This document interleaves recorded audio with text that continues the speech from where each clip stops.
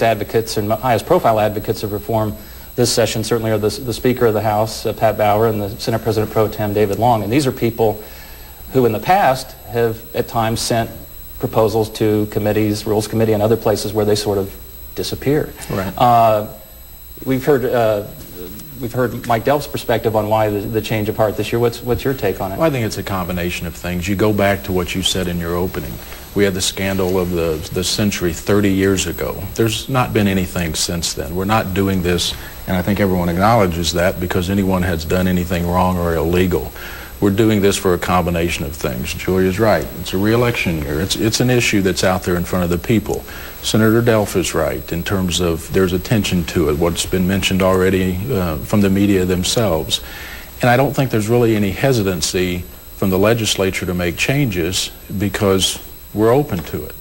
Not having seen problems in the past, there wasn't I think in a lot of people's eyes, there's a solution looking for a problem. Now, we're willing to accept the solution, even though there doesn't seem to be a problem. I have not seen any hesitancy on anyone in terms of saying, let's increase our transparency, because I don't think it's going to change anything that people do in their job as a legislator. You're going to continue to talk to a lobbyist because you want to be educated on the issues you cannot educate yourself on. You're not going to change the way you perceive things, the way you vote, anything of that nature. So I see it as a combination of forces coming together, and this was the right time of the year to do it. And now both the House and Senate, as we noted, have advanced legislation, reform legislation. The bill that came out of the House emerged on a vote of 97-2. Dave Wilkins, you were one of the two. Yes, explain your thinking in that regard. Until 11 o'clock that morning, I was going to vote for it, too. Basically, we were told we had to vote for this because if we didn't, we would really be made to look like unethical people in the press. And that has happened. The fact that I voted against it was reported not only locally and in all the 26 papers, but the New York Times, USA Today, and Miami Herald. I mean, it's that big of an issue. But at 11:30 that morning, I got looking. Did they spell your name right? There's no such thing as bad publicity, right? That bill, you asked why such an interest in the Speaker of the House and this. In my mind, it's about politics. It is absolutely about politics. I do not think that the bill going out of the House, and I haven't seen the Senate bill. I mean, and I understand it's a little bit tougher and has more transparency. It's not going to change anybody's behavior in any way, shape, or form. It's not going to make us any more ethical. It's not going to satisfy the newspapers and the public that is crying for this. It's simply about politics, in my opinion. I believe we need to have transparency. So the lowering of the threshold, that's fine. People have a right to know what we do, who we're with, and everything else. But the bill that went out of the House, it had all sorts of restrictions on work restrictions, who could contribute. I mean, there were lots of things. There were 29 amendments to that offered to that bill, and all of a sudden we were afraid. Unheard, though, right? Unheard, because we thought, boy, this is going to get a little messy, and so we all agreed not to hear any of them. If this bill were about ethics, some of those should have been talked about. Let's talk about the transparency. Of course, there was reference here to the threshold. Right now, if a lobbyist gives something of value, $100 value or more, it's reported. This bill, the House bill, and the Senate bill for that matter, would lower the threshold to $50. You're saying, basically, I don't want to put words into your mouth, report everything. Yeah, that's fine. And do away with. Yeah, that'll make an awful lot of paperwork for an awful lot of people, and meeting all those regulations. You're going to have attorneys hired to figure out all of it. But yeah, as far as I'm concerned, like I said, the public has a right to know what we are, and so I don't care what the threshold is. Well, Julia Vaughn, I mean, does that make sense? Or I mean, some states, Florida, for instance, they've done away with gifts. Well, and we think there should have been a discussion on a gift ban because we now have two radically different standards for the executive branch of government and for the legislative branch of government. Lobbyists aren't allowed to give anything of value to an employee of the executive branch, yet they can give anything of value to a legislator. They just have to disclose if it's worth more than $50.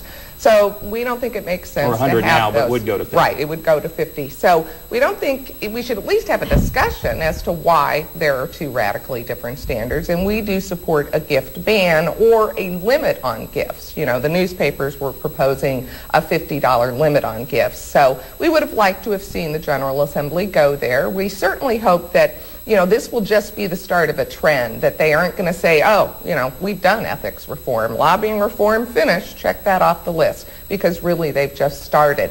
In the era of disclosure, one of the things that we didn't get on the table, and I think it's really bad that we didn't, great to lower the threshold. That's a good thing. But we're still going to get reports about expenditures during the legislature after the legislature has adjourned.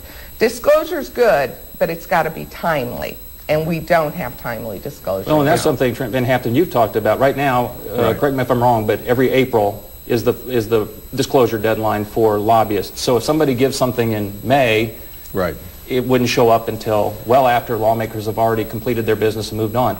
You suggested maybe quarterly filings, or I think I saw somewhere 72 hours you'd have it posted online. In one of the amendments that Representative Wilkins was talking about, I did move it to a quarterly reporting, and I also wanted to have the access to it on the internet, much like Senator Delph does with his website. Let people be able to access this information more. I did talk about report a gift, or we say gift, report a cup of coffee, report the 2 slices of pizza within 72 hours. I think there was some inside discussion as to how that could be implemented in a practical basis. So, I mean, Julia may very well be right in terms of, as we see these changes taking place, can we continue to refine this to make it as best as possible?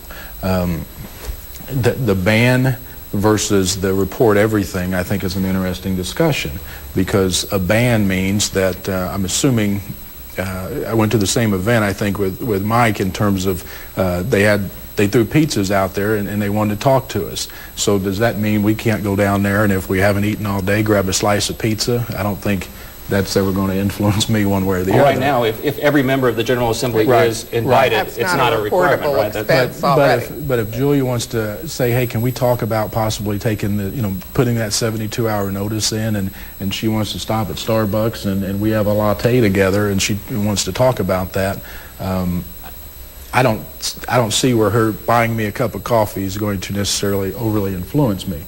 It may be more proper that she reports that she bought a cup of coffee for Representative Van Haften. I think what we have to really gear towards is the transparency that Senator Delph talked about at the very beginning. Put it out there, the voters will make their decision. I mean, absolutely. I mean, it's the public's right to know.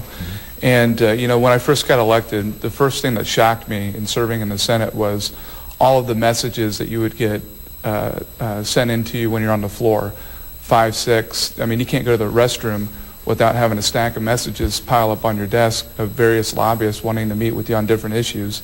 My constituents don't have that same sort of access.